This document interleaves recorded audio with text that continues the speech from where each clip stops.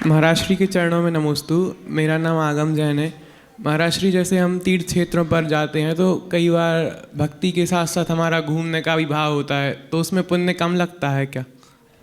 पर्यटन के हिसाब से दर्शनार्थी नहीं जाते।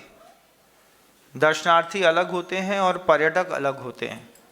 जब कभी भी आप सम्मित शिखर जी जाएं, तो जब आप सम्मित शिखर जी जाने का विचार बनाते हैं तब से आपको साधुवत जीवन जीना चाहिए। मान लीजिए हमको आज शाम को 9 बजे की ट्रेन से सम्मित शिखर जी जाना है, तो फिर इतना संकल्प करिए कि पूरे शुद्धि से धुले हुए वस्त्र आप तैयार कर लें। विशुद्धि कैसे बढ़ाई जाती है, और यहीं से नियम ले लीजिए। सम्मित शिखर जी जा रहे हैं, हम जूते चप्पल पहन करके नहीं जाएंगे। घर के अंदर ही जूते चप्पल का त्याग करके नंगे पैर सम्मित शिखर जी के लिए ट्रेन में बैठिए। कोई बुरा नहीं होता है, कुछ खराब नहीं होता है, ना आपके पैर खराब होते हैं ना कुछ होता है। हम लोगों को देखो, पूरी दुनिया में दिगंबर होकर के चलते हैं, कुछ खराब होता है? नहीं होता है। और आप लोगों को तो साफ सुथरी रोड में चलना पड़ता है। गाड़ी में चलते हैं तो कोई दिक्कत ही नहीं है।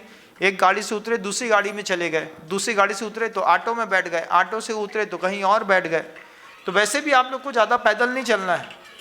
तो जब किसी भी तीर्थ की यात्रा करिए तो घर से नियम लेके चलिए, जूते चप्पल यहीं छोड़ करके जाएंगे। अब 12,000 का जूता पहन के चले गए, उतारा, वहाँ से चोरी चला गया, अब पूरे सम्मित शिखर जी की यात्रा तो खत्म हो गई। एक ही संकलेश हो रहा है, हमारे जूता हमारे जूता हमारे जूता। सब जूते ही पड़ने थे तो घर में पड़ जाते, सम्मित शिखर जी में जाकर के क्यों पड़ रहे, है ना? तो यहीं से जूता चप्पल ये चीज़ें यहीं से छोड़ के जाइए, यहीं से कॉस्मेटिक का त्याग करके जाइए। 3 दिन का, 4 दिन का, 5 दिन का संकल्प है, हम 5 दिन का किसी प्रकार के रासायन पदार्थ का उपयोग नहीं करेंगे। अपनी दवाइयाँ जो आवश्यक हैं वो देख लें, नहीं तो एक्स्ट्रा छोड़ करके जाएं। अभी रास्ते में अभी कैसे जाते हैं, अभी आप लोग जब जाते होंगे ना, तो भैया अब 15 लोगों का ग्रुप जा रहा है, तो 15 लोगों का ग्रुप जा रहे हैं तो अपन ने बहुत सारा खाना बना लिया, चूड़ा बना दिया, नमकीन बना लिए, स्वीट्स बना लिए, कोको कोला खरीद लिया, मीठा खरीद लिए, फ्रूट्स खरीद लिए। ट्रेन में बैठते ही साथ ही शुरू हो गए। रात को 11:30 बजे चूड़ा का डिब्बा खोला, खा रहे हैं, 2 पूड़ी तुम खा रहे हैं। अब महिलाएं हैं तो बोले हैं हम रात में नहीं खाएं। अरे कछु नहीं हुए, खा लो, ट्रेन है।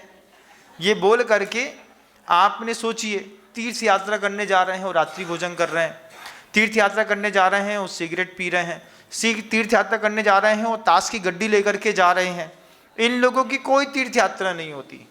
ये शुद्ध पाप करने के लिए तीर्थ क्षेत्रों में जाते हैं, और उनके लिए ही लिखा गया है, धर्म क्षेत्रे कथम पापम वज्रलेपो भविष्यति, अन्य क्षेत्रे कथम पापम धर्म क्षेत्रे विनश्यति, धर्म क्षेत्रे कथम पापम वज्रलेपो भविष्यति। ऐसे भविष्य में ऐसा वज्रलेप हो जाएगा कि तुम जब घर से चले थे उस वक्त तुम्हारे अंदर साधुपना आ जाना चाहिए था, साधना के भाव आ जाने चाहिए थे, सात्विकता आ जानी चाहिए थी, अहिंसा अपने जीवन में आ जानी चाहिए थी।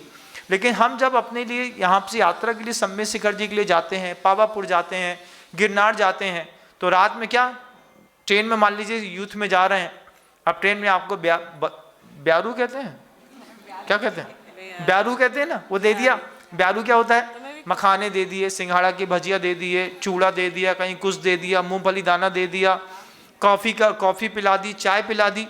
तो ये शिखर जी की या गिरनार जी की यात्रा नहीं है। ये आप अपनी मान बढ़ाई के लिए, पैसे का दिखावा कराने के लिए ले जा रहे हैं और आप जा रहे हैं।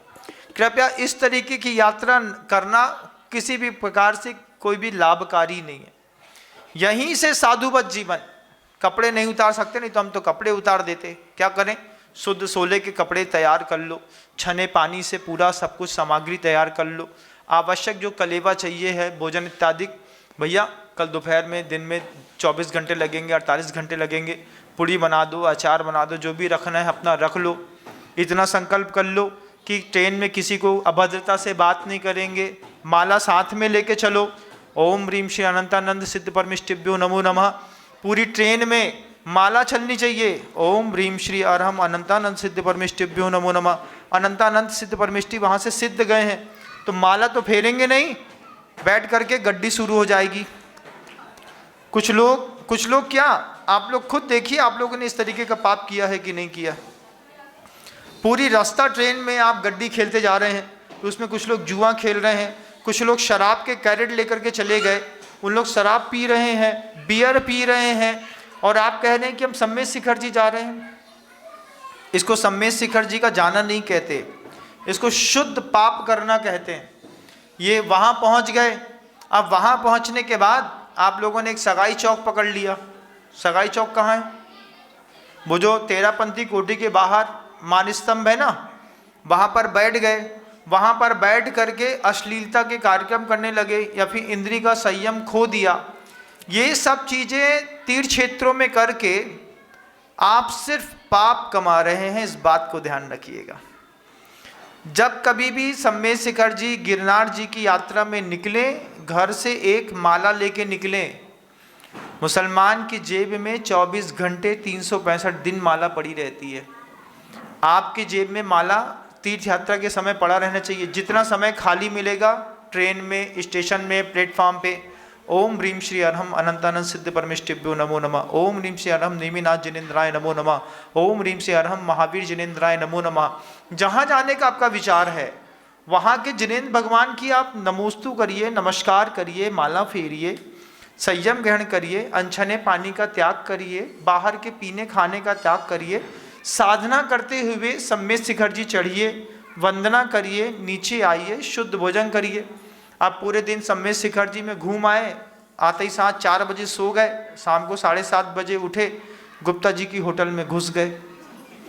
अब गुप्ता जी की होटल में रात में 9:30 बजे, 9 बजे, 8:30 बजे खाना खा रहे हैं। गेट के बाहर बैठ कर के चाय पी रहे हैं, चाउमीन खा रहे हैं, बर्गर खा रहे हैं, पेप्सी पी रहे हैं। वहाँ पर सिगरेट बिकती होंगी सम्मेद शिखर जी में भी। जब आप पीते होंगे तो वहाँ बिकती होगी, आप पीते नहीं होंगे तो वहाँ कैसे बिकेगी? तो इन सब चीज़ों से बच करके अगर आपने धर्म ध्यान किया तो वास्तव में उसको धर्म ध्यान कहते हैं। और ये जो अभी सब आप लोग करते हैं सम्मेद शिखर जी जाने के पीछे, हमने सब कुछ देखा है अपनी आँख से, लेकिन उस वक्त ज्ञान नहीं था। आज ज्ञान है तो समझ में आता है कि कितने पाप अपराध लोग अनजाने में करते हैं। इन सब चीज़ों से दूर होकर के जब कभी भी शिखर जी, जब कभी भी किसी अन्य क्षेत्र में जाने की इच्छा होती है, उस वक्त निरंतर इसी तरीके से साधु बने के साथ जाकर के लौट करके आएंगे। और ऐसा नहीं कि कर लिया तो ट्रेन में लौटते में शुरू हो गए। जिस स्थान से जिस निमित्त के लिए चले थे, उस स्थान तक जब तक वापस न पहुंच जाए, तब तक अपनी संस्कृति, सभ्यता और अपनी संस्कार को बिना भूले जो धर्म ध्यान करता है, उसी की यात्राएं सफल होती हैं। बाकी सब बकवास है एक नंबर की। आपको बात चुभे तो अच्छी बात, नहीं चुभे तो चुभना चाहिए।